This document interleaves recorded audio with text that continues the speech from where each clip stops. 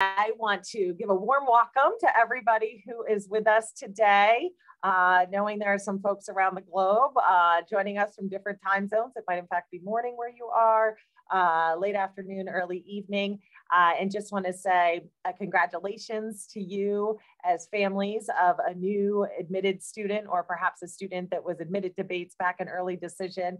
And my name is Leigh Weisenburger. I'm VP for Enrollment and Dean of Admission and Financial Aid at the college. And on behalf of all of my colleagues in admission, student financial services, but truly across the college, I just want to say again, congratulations and welcome. This is a fantastic opportunity for you all to connect today with current Bates families, some of whom have a student on campus right now, some who maybe graduated recently, some who are even coming next fall, some also who identify as Bates alums themselves. So really, we have a fantastic representation from our community who are here to answer any and all questions that might be top of mind. In terms of format, just so you understand how we hope to work through all that's on your minds. They'll introduce themselves momentarily. Our panelists, they really are the stars, share a little bit about their students, and then we'll dive into some pre-submitted questions, of which there were quite a few, but we tried to group them thematically, but then also welcome live questions. So as we're talking, please feel free to use the Q&A feature at the bottom. As my close colleague, Audrey Burns, also a proud Bates alum and one of our assistant deans in the office, is going to be answering as many of those questions as she can in written form, but then we'll also pull others forward to ask our panelists. So it should be pretty simple. We want this to be as conversational as possible. So feel free to ask, comment on anything that is top of mind. But we'll start by asking our panelists to introduce themselves, and I'm going to go by the boxes as they appear on my screen. So I'll first ask Tiffany and Rob if you could introduce yourselves, a little bit about the two of you, but then also your students, class year, major, co-curricular engagement, what have you. Yeah, that's complicated for us. We got a pack. We have a pack. You guys own 3/5 of our family. I'm Rob Glasgow and Tiffany Glasgow. We're here in Salt Lake City, Utah. And go ahead. Yeah. Oh, so we had actually, prior to our first child going to Bates, had no connection to Bates or the East. We're solidly Western folks, and Matt, who graduated in 2019, fell in love with Bates after he was admitted to several schools and knew in his gut that's where he wanted to be. He was a sociology major with public health focus and is now a first-year medical student at the University of Utah, which is our home institution. We're super proud of him. He was an alpine ski racer too, which is part of the pull to New England and racing. And he participated in the ski team for 2 of his 4 years. Then our daughter, Summer, who graduates this year, followed her brother because she knew he had had such a wonderful experience. And although she had some really incredible choices for schools, it was no hard decision for her. She decided to go to Bates, an early decision. She is a English creative writing major who has also completed all of her pre-med curriculum. And in the fall, she's going to be doing a master's degree in narrative medicine and applied to medical school. So she's following her brother, but in her own way. So he's a sociology, public health. She's really interested in the creative writing and narrative aspects. They're important to patient stories and healthcare delivery. So again, both of these were passions these two found at Bates. We had no idea that this is the direction they were going. And then we're so excited, Garrett, our third and final child, he watched his siblings. He early decision decided that's where he wanted to be. It was no question for him. So he will be starting in the fall, and he is as undifferentiated as can be. He is a true, his biggest stressor looking ahead to going to school is having to pick a major. Like, he is a kid that wants to major in about 6 things, and they're widely diverse things, from chemistry to creative writing to, so he knows from watching his siblings that Bates will provide him with that depth. Yeah, I'll just add to that real quick. He had options for where he wanted to go. We tried to sell him on Stanford and Pomona and Harvey Mudd. And after touring those schools pre-COVID, he looked at us at the airport and said, why would I not go to Bates to have the same college experience my siblings had? And we're like, you're right. We tried to get somebody to stay closer to Salt Lake and we failed. Yeah. So we are excited to have start the next 4 years of our 10-year commitment to the school. Well, thank you, Tiffany and Rob, for that. And you can share with your son, we celebrate undecided is a major. Students have until the end of their sophomore year to declare their major. So for other families who might be sharing those same worries or concerns, you can take a deep breath and relax. So I'd love to have Bill and Allyson, if you could introduce yourselves, please. Sure. Hi, I'm Bill Harris. I'm Allyson Harris. And our son, Abe, is a sophomore. And you want to? Abe is, let's see, Abe is going to be majoring in politics and minoring in Spanish.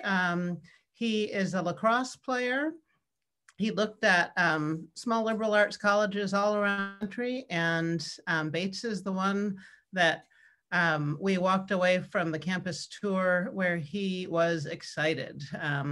And I was getting a little bit worried because he had not been excited about any of the other 12 or 13 schools that we visited. So he has had a, tempered by COVID, of course, but he's had a very good experience at Bates so far. And I think, and our first child at Bates, we have another child who's on the East Coast as well. So the Glasgows, we understand your situation and not having any luck getting kids to stay with you on the West Coast. Happy to be here. Thank you, Allyson. Thank you, Bill. And you're coming in from Portland, Oregon, correct? Yes, sorry about that, Portland, That's Oregon. Okay. No, it's excellent. I think it's just great for families to hear. So thank you for being here. Suzanne, would you like to introduce yourself, please? Sure. Hi, I'm Suzanne. I graduated with the class of 91 from Bates, and my husband, Jonathan, graduated the class of 92. He was sorry he couldn't be here this evening. He has a commitment with my youngest daughter. But we have two Bateses so far in the family, and my son graduated class of 2020. He graduated last May. He was a COVID graduate. He was a biology major and a chemistry minor. Had an amazing Bates experience, which I can speak to a little bit later this evening if you're interested. But he was a runner a couple years for Bates, and he also played quite a bit of music. So had a band and really was living his best life. And he now has a job of his dreams. He's working down at the Duke Marine Lab, studying what he's really passionate about, and he'll be starting a graduate program there in the fall. So he's incredibly excited and worked a lot with Bates and the Center for Purposeful Work to really sort of tease out his passions, which are quite unique. So he's really thrilled. And one of my daughters is a sophomore at Bates now. She's class of 2022. And so she's a junior, and she is actually studying in Iceland for the semester. And that was something that she was really eager to do. Given COVID, there was obviously some complexities in the abroad program, and she really worked with Bates and identified an opportunity that was safe and still running. And she's really having an incredible experience in Iceland. So she misses Bates very much. She's gearing up for her senior thesis in her senior year, but she's having a wonderful experience. So we're down in Bristol, Rhode Island. I don't know if I mentioned that. So not too far. We are on the East Coast. So thank you, Suzanne. And I'll say there's a Associate Dean of Faculty at Bates who's from Iceland, Aslog, in the politics department, a beloved faculty member. So we should make sure they connect if they haven't done so already. Sure. So thank you for being here, Suzanne. And now Caroleen and John, if you could both introduce yourselves, please. Sure. Hi, everybody. Delighted to be here. My name's John Mackin. I'm class of 1986. This is my wife, Caroleen. We are from New York City and very proud parents of our daughter, Sophie. She is class of 2022, has had a great 3-year run at Bates, is a politics major, history minor, and having a lot of fun on the extracurricular front. So in the curriculars, she is Commodore of the Sailing Club, which she adores. And she wasn't a sailor before she got to Bates. Yeah, which is another great thing about the club programs at Bates. She is captain of the water polo team, and she did actually play some water polo in high school. So that was one of the draws for Bates and something she's really enjoyed.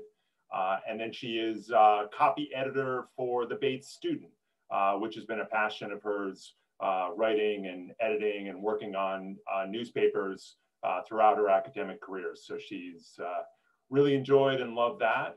So delighted to be here. Look forward to follow-up questions, and thank you all for coming. And we're, I think like everybody here, I drank the Kool-Aid a long time ago, and delighted that my daughters drank the Kool-Aid along with us, but our whole family is proud to be part of the Bates community and the Bates family. Well, thank you all for just providing that extra warm welcome for our families today. As a starting point, some of you alluded to this, but if we could just go around clockwise again, if you could share something when looking back, reflecting upon your student's choice, your child's choice, but your student's choice to attend Bates, was there something specific that really stood out to them? Perhaps you as well as families, but really something that stood out specifically for them. And Tiffany and Rob, if you could go first, please. I think the Bates community, and for those that know the community, you'll know what I mean. The strength of the friendships, the safety of the community in terms of exploring different ideas and challenging oneself.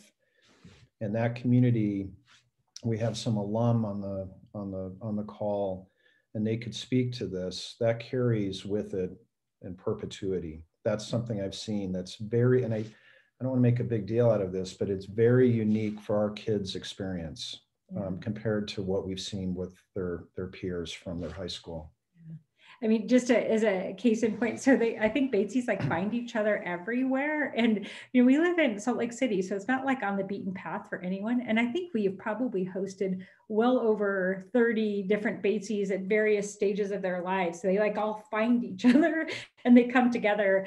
And then we've had all of these wonderful alums and students like come through because the community is one such that no matter if you knew each other or didn't know each other, it's always okay to hang out, and it's always okay to, there's not social boundaries. They just come and collect. And so there's that sense of warmth and community that is so genuine. And they eat and drink a lot. It's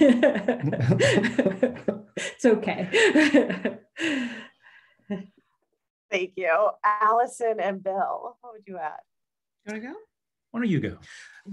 Okay, well, since I was the one to visit Bates for the first time with Abe, I'll go. And as I said before, it was the one school that really spoke to him. And I think one of the reasons was he was going through the athletic recruitment process. And so we sat in a lot of coaches' offices and on a lot of campuses. And the lacrosse coach, I believe we sat in his office for close to 3 hours chatting with him about everything. I mean, about lacrosse, but about what's going on in the world, about his own family, about growing wine, grapes for wine, and it was such a unique experience to have that kind of in-depth connection. And Abe certainly walked out feeling like he had been heard and seen and known at the end of that conversation, and was very impressed by that. And as a parent, I felt very comfortable knowing that I could send my child to a place where there would be many adults, apparently, who would develop this kind of relationship with our child and really take the time to get to know him. Thank you, Allyson.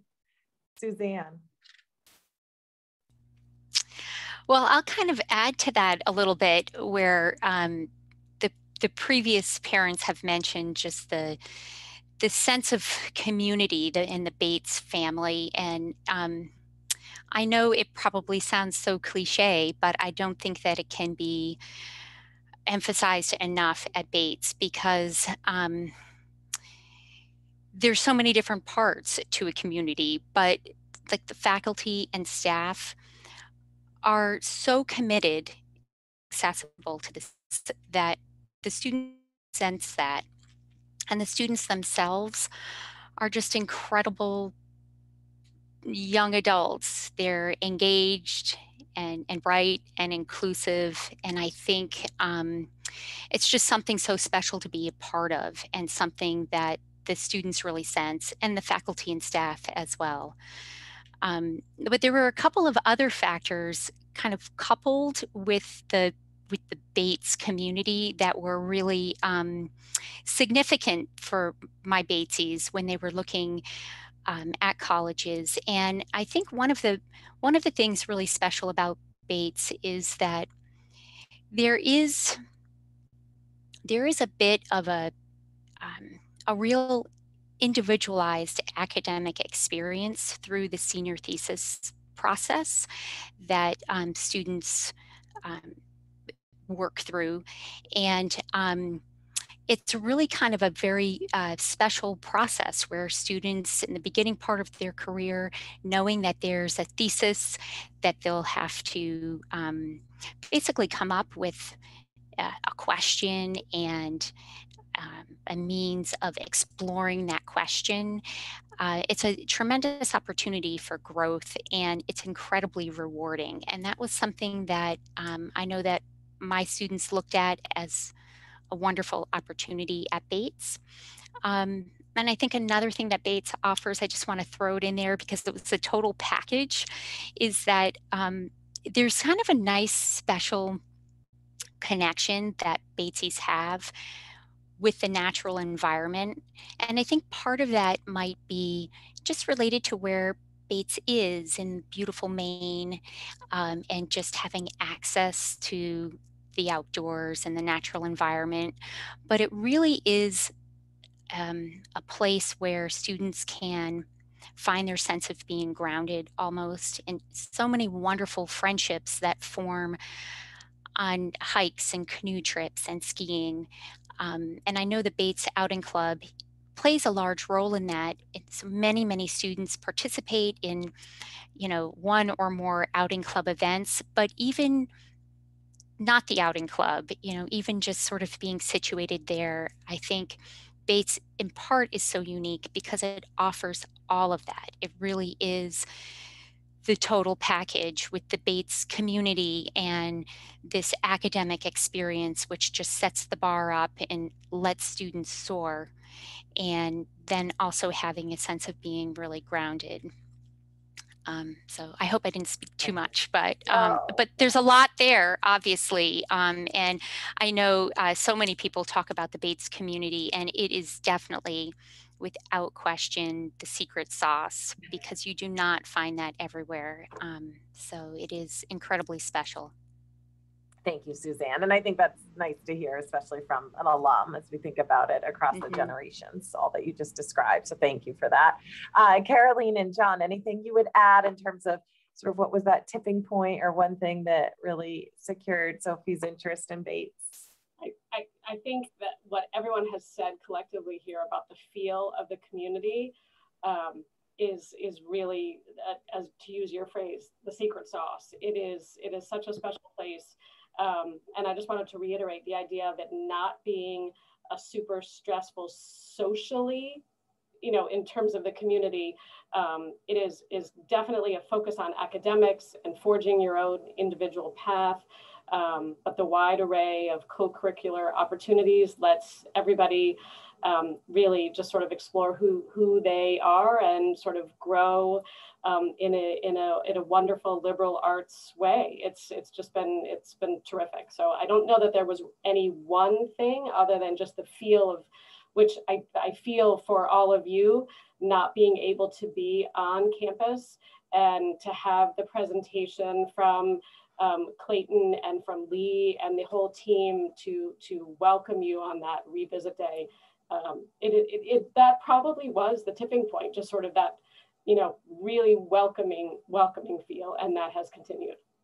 So I don't know. Yeah, I'll just expand on Caroleen's points, which I wholeheartedly agree with, but everybody on the panel, I couldn't agree more. So as an alumni, this is, it's long-standing. This is not a new development. Like, this has always been what Bates is. And I love that, that sense of community, that sense of family, and also that sense of, like, you don't need to fit a prototype. It's not a one-size-fits-all place. It's welcoming for a whole diverse group of interests, a whole diverse group of type of people. But I think one of the things that, for me, I've always loved about Bates is you always feel welcome. You always feel included. There's not an arrogance. There's not a, like, a status thing, or like kind of a separation of different parts of the community. It is very much of an open, warm, engaging community where socially, and I went to plenty of parties as a student and had plenty of fun. It was never like, oh, you're not allowed here, or you can't do this, or you can't do that. It was, you always felt like, as a member of the Bates community, you were part of that community, period, hard stop. And, to me, that's a wonderful thing. I'm biased, but I think we're the friendliest people in NESCAC by far, without question. I've always thought that. I played rugby, I played football. I spent a lot of time on a lot of NESCAC campuses, have a lot of great friends from other schools, but and his wife. And my wife. So quick funny story, my best friend in the world is a Bates grad. We graduated together. We've been best friends ever since. My best friend is now married to Caroleen's best friend. From another NESCAC school, but that's okay. We don't hold it. Exactly. We love NESCAC, but so our daughter and our best friend's daughter, they toured the campuses together. We did the NESCAC tours together, and both of them, we had no sales pitch. We all made family commitments, like no push, no hard sell, no emphasis. It was, just come and see it, see what you think. And both of them really just flat out loved Bates. Our best friend's daughters decided to, she's a big skier, and she did the opposite. So it seems the trend line here is to go where your parents are not. She did that. So she went out to Colorado, and she actually is from Massachusetts. But anyway, the community thing, awesome. Academically, quickly, I love the fact that when I came to Bates, I didn't know what I wanted to major in. And for me, it was a really great, liberal arts education that was at the heart and soul of what I was looking for in my college experience. For my daughter, Sophie, I think she had a clear vision of her desire to be a politics major, but she loved the class size, the engagement with the faculty, and, to emphasize Suzanne's points, thesis is a huge deal. And I really think in the context of my experience writing thesis, I think for all of us as alumni and parents who have, students who've been through it, it is really the cornerstone and one of the hallmarks of the Bates experience. And I found it to be a fantastic thing I look back on very fondly. Well, thank you, John and Caroline, and thank you all for those insights. We're going to spend a few moments just for the families that are joining us. A few of you have signed on more recently. We're going to spend a few moments running through a couple of quick pre-submitted questions. And then I see some people already popping into the Q&A. So Wendy, thank you. We'll get to your question momentarily, but just want to remind folks, use the Q&A feature to place your questions there. You can upvote things and we'll get to those ASAP. But for the first question that came in prior to today, Suzanne, if I could ask a couple of tidbits, some advice that you would give families as they work to help their student transition their first year. Okay, I would say one of the biggest pieces of advice that I tried to talk to my own students about and that I was acknowledging is that starting college is obviously an incredibly exciting time, and there's so many moving parts.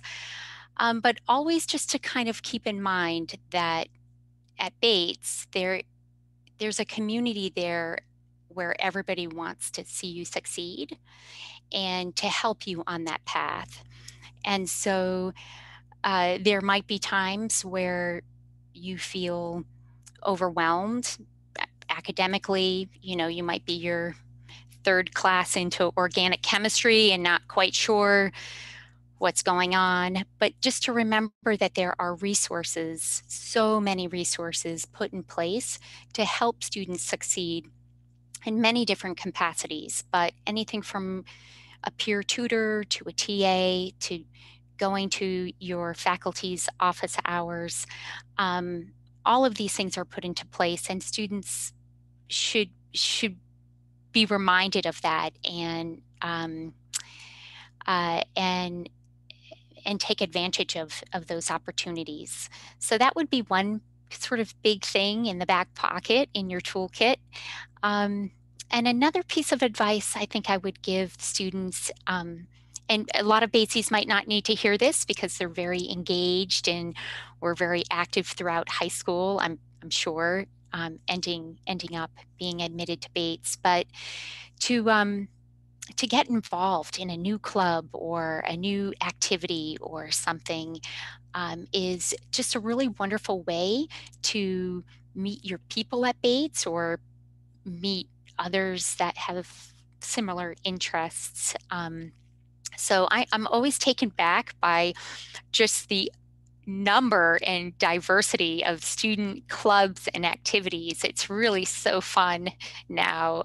Back in the early 90s, I thought we had a lot of clubs, but now, I mean, there's really clubs in anything. So it's really super fun for the students to engage in all sorts of ways outside of the classroom. So it can be hard to choose because not only is there something for everyone, but there's probably more than one thing for everybody. But that would be a recommendation that I would give a new student. I don't know if this answers like the nature of the question because it's sort of broad based. There's lots of tips to give incoming students to, you know, help them navigate and organize themselves. I remember giving my students when they were starting out as freshmen, I remember giving them, you know, the nice new academic agenda where they could organize themselves in that agenda. And I remember telling them, don't forget to get sleep, like write that in there so that you can, you know, just achieve that balance. And, you know, I'm sure they did not do any of that, but that's okay. But there's so many resources to help students succeed that it's nice to remind our students that that's there. For sure.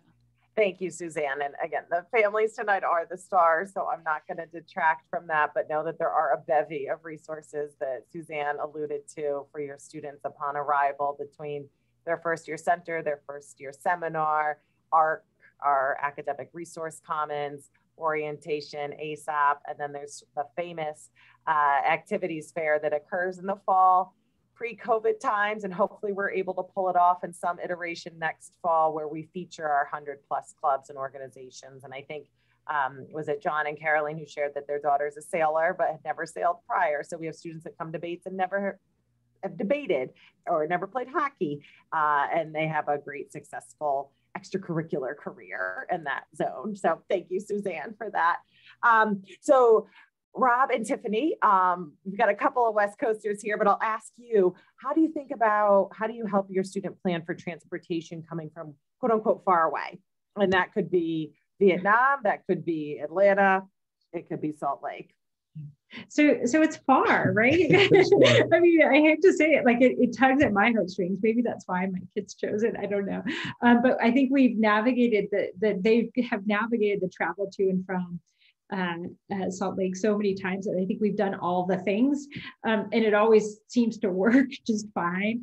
Whether it's flying into Boston and taking a bus up, a charter bus up, there are lots of those. They're flying into Portland, which is never direct from Salt Lake. There are shuttles. There are cars you can order. There are friends that can pick you up. Uber. We've even done like I don't know, like middle of the night pick up by some, we like set up a car because it was like a very inconvenient and scary thing. But there are multiple ways to get on and off campus from far. And despite my worry and stress each time, it seems to always seem to work out. We have had a kid, get stranded in Detroit a couple of times. So you kind of have to prep for the Weston, $400 a night. No, don't do that. Don't do that. You kind of have to prepare yourself that you may not be able to control all the variables. And especially when you're traveling to and from in the winter, strange things happen, and kind of equip your kid with the tools that they can navigate the unexpected. But really gratefully, it's gone just fine. No, and again, we've done it every possible way. So if you ever need to know, if somebody says, do this, it's going to work. If somebody says, do that, it's going to work. It'll be okay. The kids get resilient. By the time our third kid goes, we're just basically putting them on a plane and saying, we'll see you in a few months. No, our kids have actually driven from Salt Lake to there's Maine. That too. Our oldest did it 8 times. Yeah. And in fact, his senior year, he and his 6 roommates came here for Salt Lake to Salt Lake for spring break, and 2 Subaru Outbacks for spring break to ski for 5 days and go to southern Utah for a few days, and then drove back. So painful. So I don't recommend that. Don't recommend that. But they did, like literally, they did it for the week. They drove to Salt Lake. It's 41 hours if everybody wants to give it a go. To say we could have had them visit some high schools along the way for the Office of Admission. Sounds like an adventure. Yeah. But no, thank you, Tiffany. And Rob, I think you hit it on the head when you said our students are resilient. They find their way, and that the college also does help with a lot of support. And now, thankfully, a bus might not be the first thing that comes to mind as you think about transportation for your child, but there's a great bus service in northern New England, Concord. Are they Trailways? Concord, nonetheless, that gets you right to Logan easily, gets you to Portland to get the train, and literally has a Bates College stop. So if anything, there's that as a first point to get to and from campus. So thank you. Yeah, the bus in Logan actually picks you up at the terminal. It's you don't even. Yeah. It's easy. Easy. Nicer than some airplanes these days as well. So Caroleen and John, how Sophie, but students broadly, as you hear of your daughter's experiences and her friends, how do they interact with the LA community? And by LA, I mean Lewiston and Auburn. Well, I would say there's a couple different things. One is my daughter talks a lot about her friends who are participating in, I have to get the phrase right, I think it's community engaged learning, especially in sort of the education area and the environmental sciences, where they do projects working within the Lewiston Auburn community to help. And then she has a couple of friends, her roommate freshman year and sophomore year or it still is, but they're not roommates. She is involved in the swim and dive team, the varsity team. And that team takes a portion of their schedule to do tutoring and teaching swim lessons to the community in Lewiston, Auburn. And then another good friend of my daughter's who's just graduated 2 years ago, there's a big need for translators in the community because of the immigrant population. And so she was a legal interpreter for a local law firm, and then also did research on country conditions for a different law firm. And then another friend worked in a courthouse. And then obviously with last fall, with the elections, there was great opportunity to volunteer and work on a number of different campaigns locally. Our daughter helped co-found a Students Demand Bates chapter on campus, which is part of the National Gun Advocacy Group, and they do a lot of work with the Moms Demand Group. So it's just there's a lot of interaction from our own perspective. Yeah, and Lewiston, Auburn, I think as you think about the LA area, really diverse and just a ton of great stuff going on. And I have to say, one of the real changes that I noticed from '86 when I graduated up to, coming up and bringing up soap, I mean, the quality of the restaurants, the rebuilding that's going on downtown, just the overall, just kind of excitement and vibe and activity in both Lewiston and Auburn are great. They've done a beautiful job cleaning up the Androscoggin. It wasn't so beautiful in the '80s. It is so incredibly nice now, and I think has made a world of difference. So the community itself, I think, has become so much more vibrant and more diversified and more interesting. And the food off campus, I got to say, being a New Yorker, I wasn't, as a student, I didn't really find the food that great. Going up now, I think the restaurants in Lewiston and Auburn are really good. So there's plenty of good choices and a real move in the right direction in that regard. Thank you, Caroline and John. I'll just add, recognizing again, families here, many of you have not had the chance to visit campus. So to give you a little visual sense of things, and maybe you've gotten a taste of this through some of our virtual offerings, but the campus is really permeable. So to think about students and their interactions with Lewiston and Auburn, they come and go freely. It's not as if it's gated. We're not up on a hill removed from town or off on a side street. And sure, certainly masked, socially distanced, a little less so now in COVID times, but hopefully not too far in the future. We'll return to also seeing a lot of local families on campus. So you'll see little kids riding their bike on the quad, families at basketball games, dance performances, what have you. So thinking about that as an interaction with the LA community as well is pretty normal, to the point where we don't even necessarily notice it. So thank you both there. Allyson and Bill, and we'll make this the last pre-submitted questions because we see some great ones coming in live. So last but not least, how do you stay informed with Abe's life? Not to say encouraging helicopter parents, but how do you stay informed with what is going on in his world and just Bates broadly?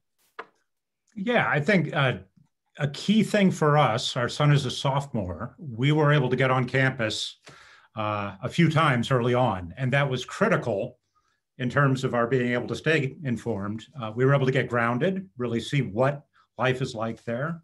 And from the get-go, meeting other parents, being welcomed open arms by older parents of older kids, upper class students. It was an incredible introduction to the community, and to have been able to move forward from that to this period now where we can't have that direct access, we still feel connected, whether it's by the Bates magazine every week sending a slideshow or just updating us on the life of the community, whether it's something that's going on academically or the latest raft of Fulbright scholars that Bates has produced, or the blue heron in the pond. I mean, just little snippets of life and these great pictures that go along with us make us feel connected. And to whatever extent you want information, we feel we have never lacked where we've wanted to go find it from the school. So yeah, even from a distance, and we are on the West Coast, we felt connected. We also get a lot of good information from the team our son is on, from the coach, from parents.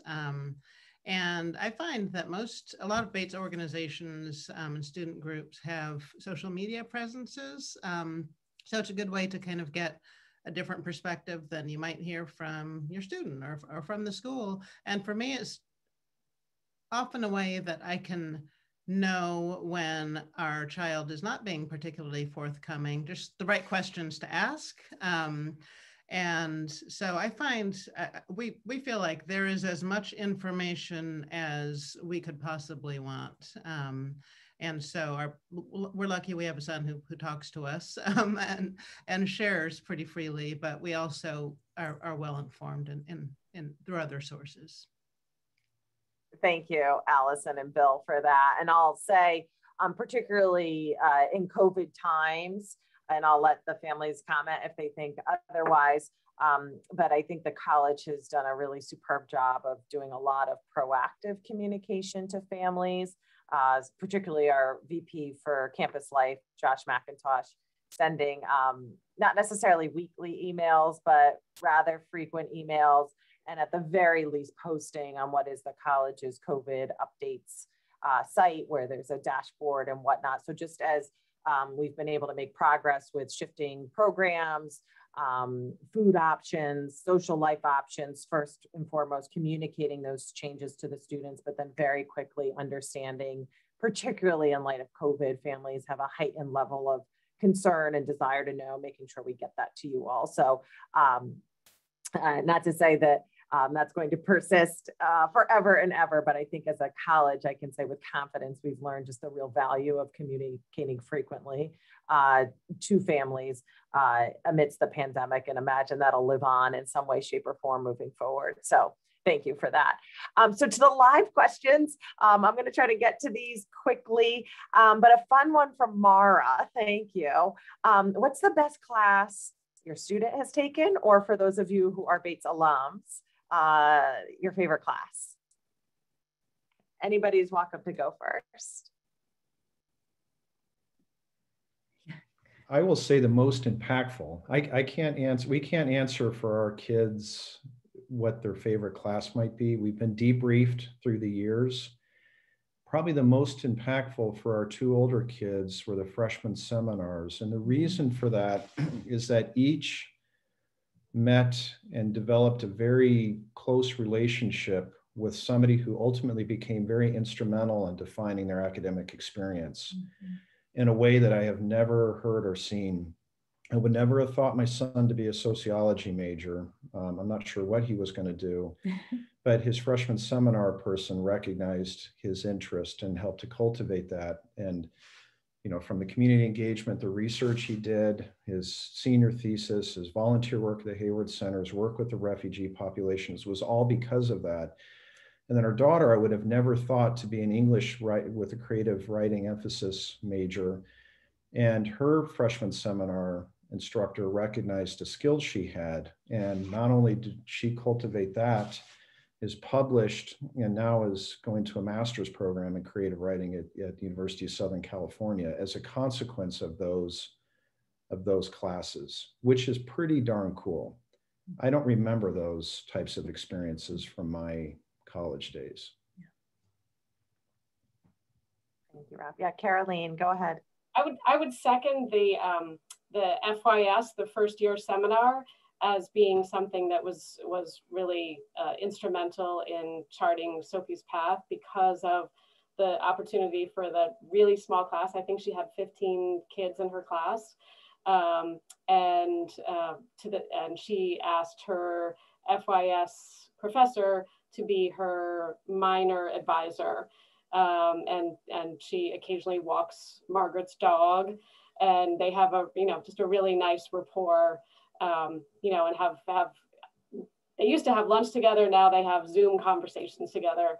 You know, obviously this year's been a little bit different, but I think that FYS is just a fantastic opportunity as a class. Yeah, I would just quickly expand and say, you know, the question was favorite class. I actually think for myself and I'm going to speak on behalf of a lot of the parents here, so much of the student experience is really favorite professors, and the degree of engagement and interaction with you know, with your professors, yeah, I would argue is one of the greatest things about your Bates experience. The bond that's connected, you just don't see it at other schools. And I think for myself, you know, as a student, that to me was, you know, so instrumental in senior thesis. And I was an economics major, so you know, my economics professors. I know for Sophie, our daughter, like, you know, she just flat out loves the professor she's had in politics. And, you know, the coursework has been amazing as well, but I think she speaks so highly of the faculty. And I think that connectivity and that degree of engagement has really been the difference. It's the personal connection. Well, thank you. Being mindful of time here and wanting to get to some questions. Alan asked a great question. How has life been on campus during the pandemic?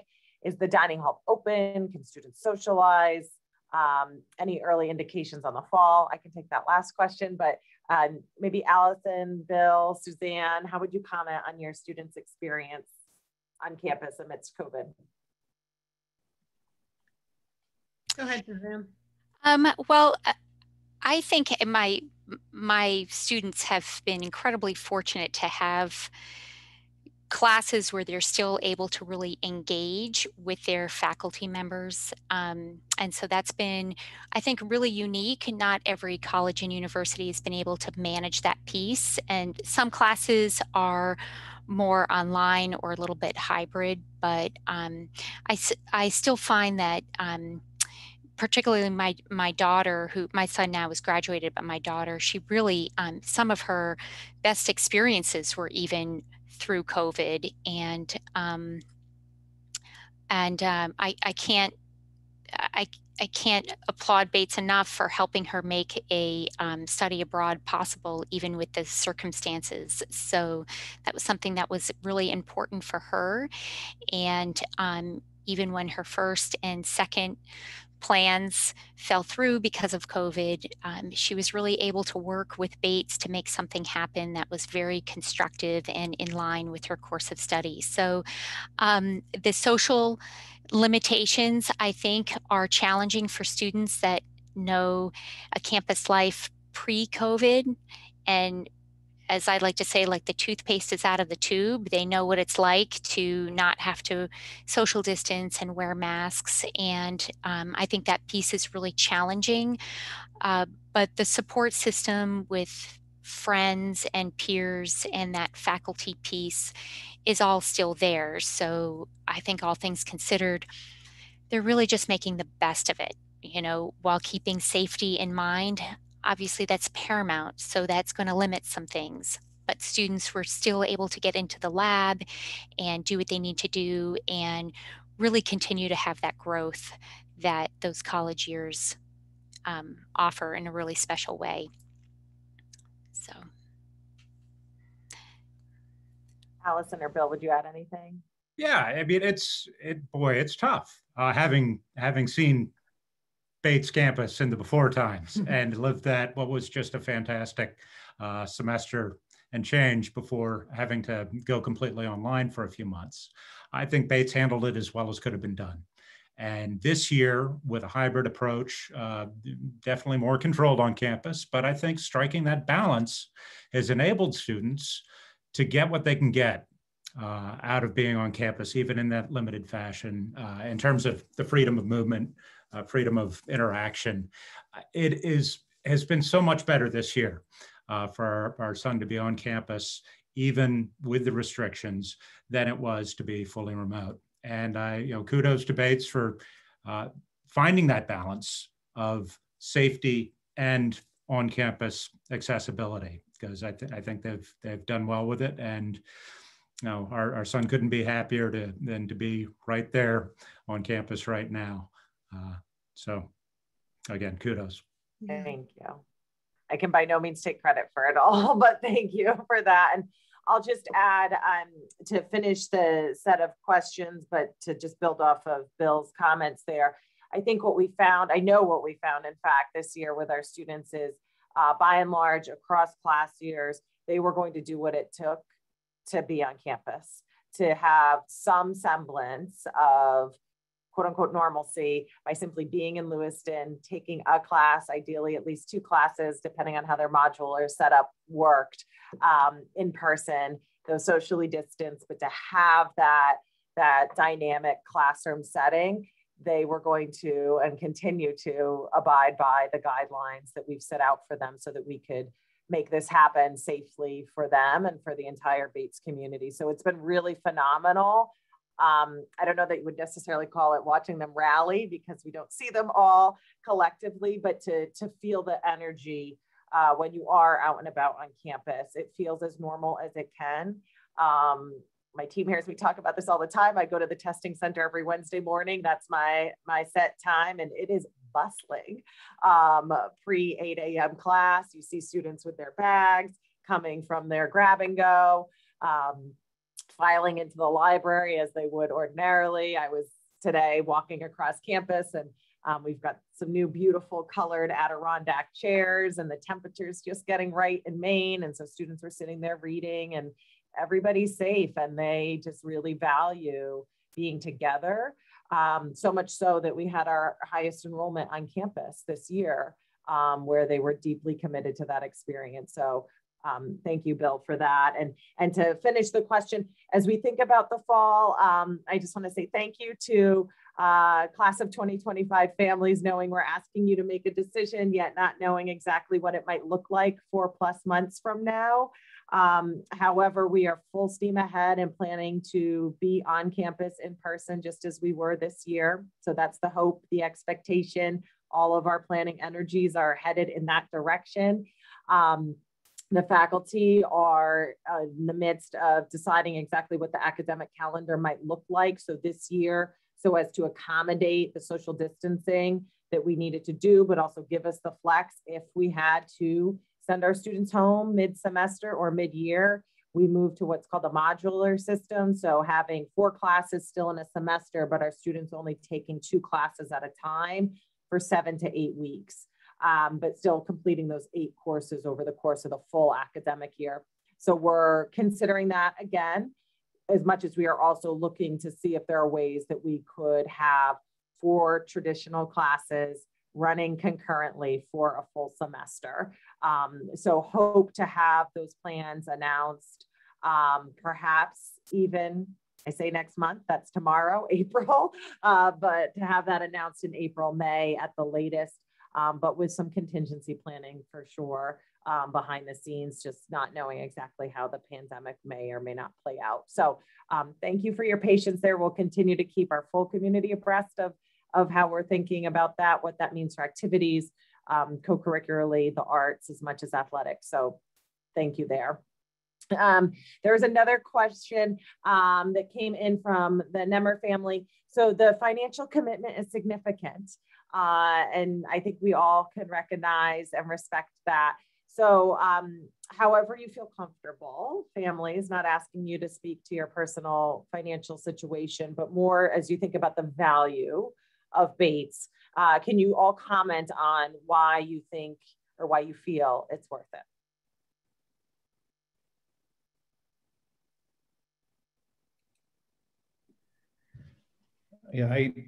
Yeah, we have to be 3 kids going through Bates. It's a commitment. It is a commitment. And I do think there's probably price fixing amongst most elite schools because the price is very similar. And for us, you add the travel distance and things like that. It is a big commitment. Obviously, that's a very individual, issue.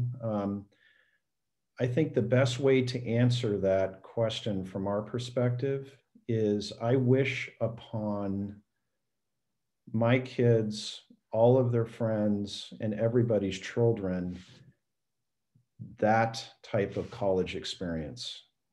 I went to Stanford Many years ago, I did not have the experience that I've watched my son and my daughter and my younger son see what is possible for him. In terms of a value statement, I really wish everybody could experience this, from the academics to the community, to the physical environment, to an elite liberal arts school being in a community that has a close relationship with the school as opposed to some of the other NESCAC schools, to the proximity to Portland, to the ocean, to the mountains, ice climbing. I never thought that was a thing. Every aspect of it has been an amazing thing to watch from afar.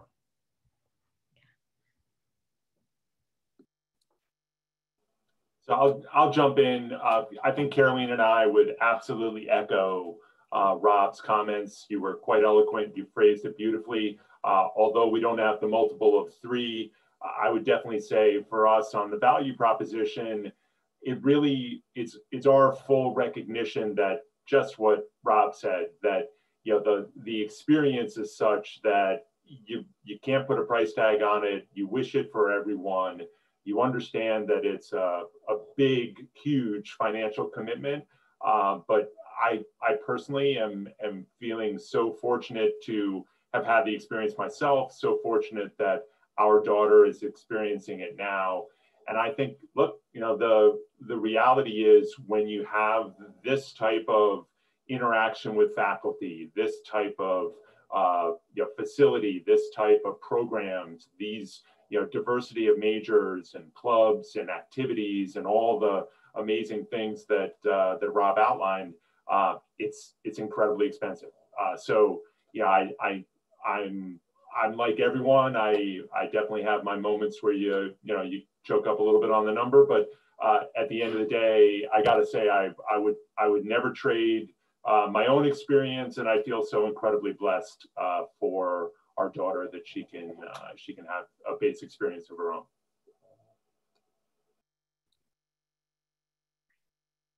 Thank you for that. There are a couple other questions. I'm mindful of time. If folks are comfortable hanging maybe for 3 to 5 more minutes, we can just address the few that are lingering. So thank you for that. I'm going to try and couple two that may make sense together, may not.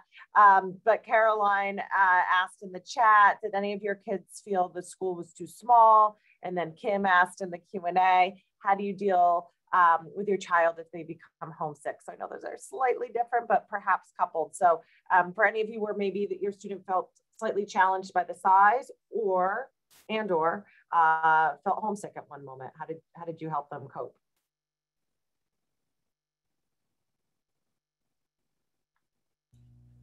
Suzanne, go ahead. I think actually my students selected Bates in part because of the size. So that is maybe another question that's also individual to each student and kind of what their sense is and maybe what they're looking for. I never found this size too small personally as a student. I would joke that I wish I had known even more people at Bates because everyone is so inclusive.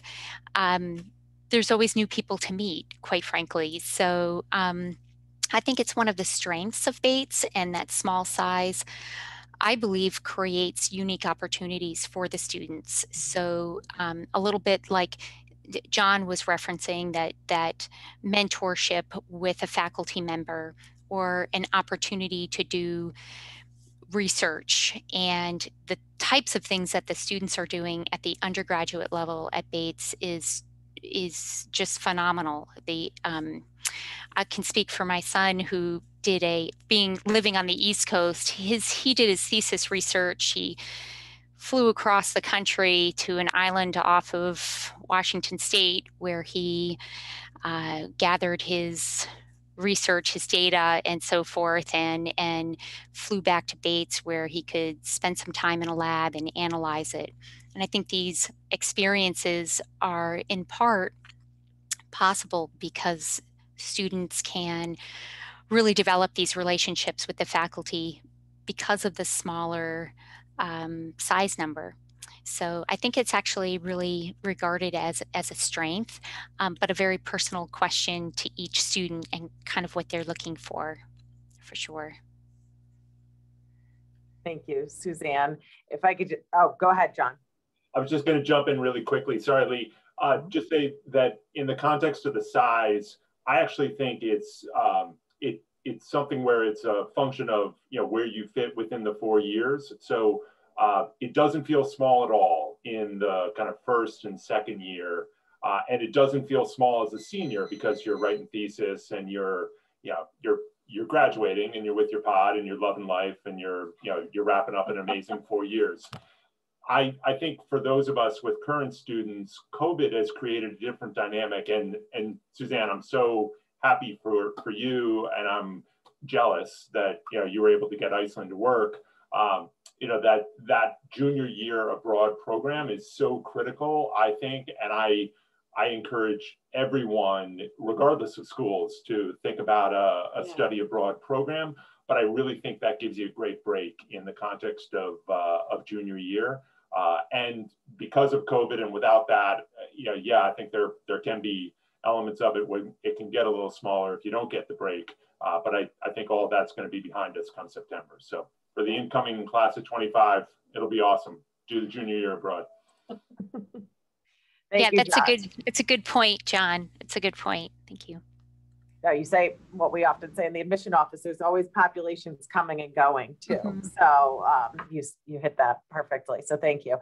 Maybe if I could ask Allyson and Bill, I'll take a part of this question. So parents to parents, what would you say the type of students, what type of students do well at Bates?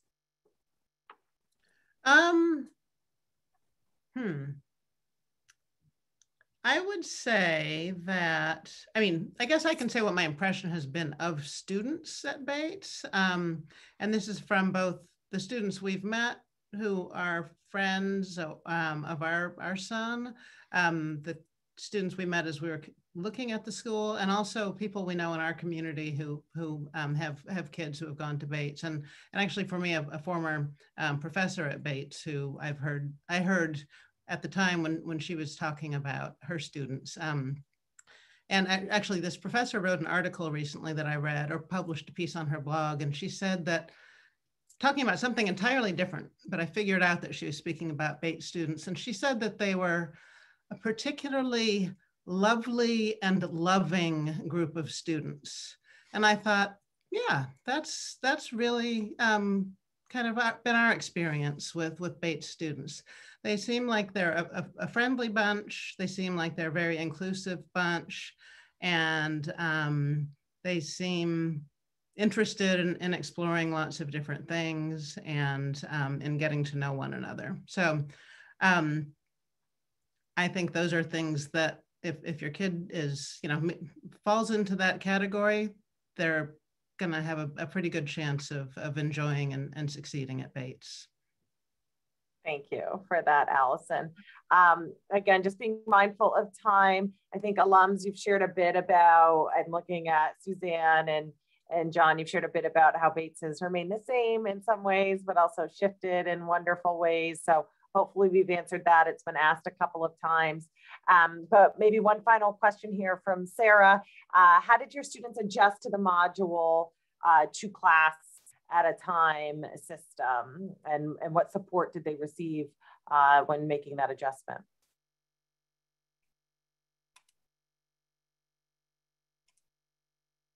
I guess I could speak to it. My daughter, she had 3 years of non-module and had to switch to module. She didn't love it. She made the adjustment fine, but really I would say is not her favorite way of learning. She likes sort of integrating all of the classes at once. But at the end of the day, has not been that big of a deal. In fact, she just finished her last final for the last module and looking at the next module. So from now until graduation, she only has thesis and one other class. And so she's going to slide right into senior year and kind of recreate May term, I think.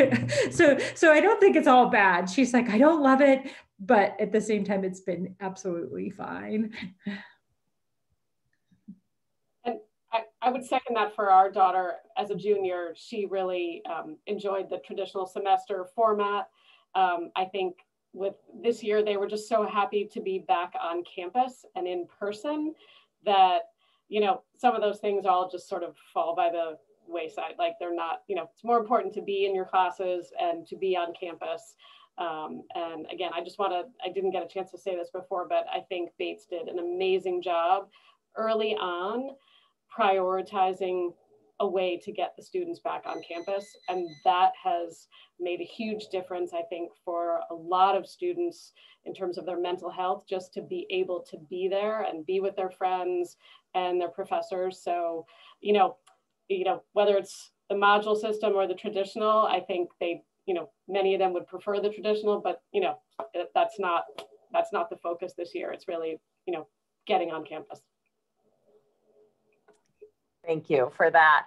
I can't thank you panelists enough, and just want to offer the opportunity, if you have any parting words of wisdom, final thoughts that you wanted to make sure you conveyed.